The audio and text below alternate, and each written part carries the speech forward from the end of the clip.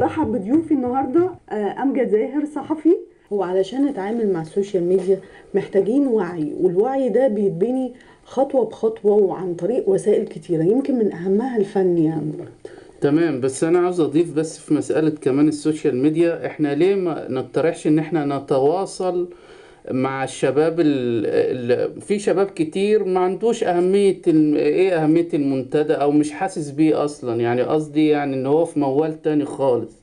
لازم يكون في شيء منظم ان يتواصل مع الشباب من خلال التواصل الاجتماعي.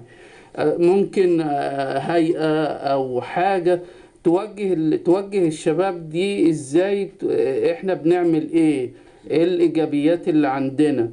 ما احنا برضو في شباب صح في دماغها ان احنا المنتدى ونجاح والكلام ده كله، وفي شباب تاني ولا يعرف حاجة عن المنتدى ولا ايه اهميته ولا هيعمل لنا ايه. وفي فئة تانية خالص بتفكر احنا هناكل ونشرب ايه النهاردة او بكرة. برضو دي فئة مش هي في فئات دماغها موجوده في مش المجتمع. بتتكلم، مش موجودة بتتكلم عن المنتدى او كذا. فأنا شايف النجاح المسألة الرسالة ذات نفسها اللي بيديها المنتدى، وهو السلام، وإحنا كل العالم كله محتاج للسلام. ودي صفة مهمة جدا، إحنا كل عاوزين نعيش في أمان.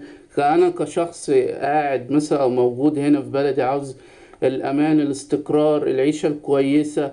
ده ازاي هيكون او ازاي ده هيتحقق؟ فان الهدف ده موجود في المنتدى ده جميل جدا، بجانب ان هو ترسيخ القيم الانسانيه العليا اللي اتكلم عنها برضو المنتدى. فاحنا احنا شوفوا في الخمسينات او الستينات كنا بنتعامل في الشارع حتى لو شباب بنتعامل ازاي مع بعض. بروقية ودلوقتي شياكة. تمام، ودلوقتي احنا من بعد او في السنوات الاخيره دي دلوقتي احنا بقينا شكل الشارع بتاعنا عامل ازاي او التعامل مع بعض بقى ازاي، والعنف والكلام ده. فمساله ان في منتدى ومجمع كل فئات الشباب من كل بلد او من كل دوله بيتكلم عن القيم الانسانيه، دي حاجه برضو حاجه جميله جدا، وترجع نحاول ان احنا نتكلم وندي وعي. وده بقى هدخله في مسألة السينما، وهي مهمتها الوعي المجتمعي.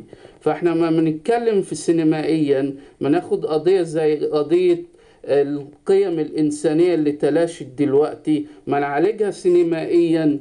شوف الصدى او انا واحد شاب هتفرج على فيلم بيتكلم عن حاجة زي كده، سواء سينما او مسرح بيتكلم عن مسألة، الرسالة توصل لي ازاي بمنتهى السهولة وبرؤية وصورة جميلة. تمام، هنكمل كلامنا بعد الفاصل.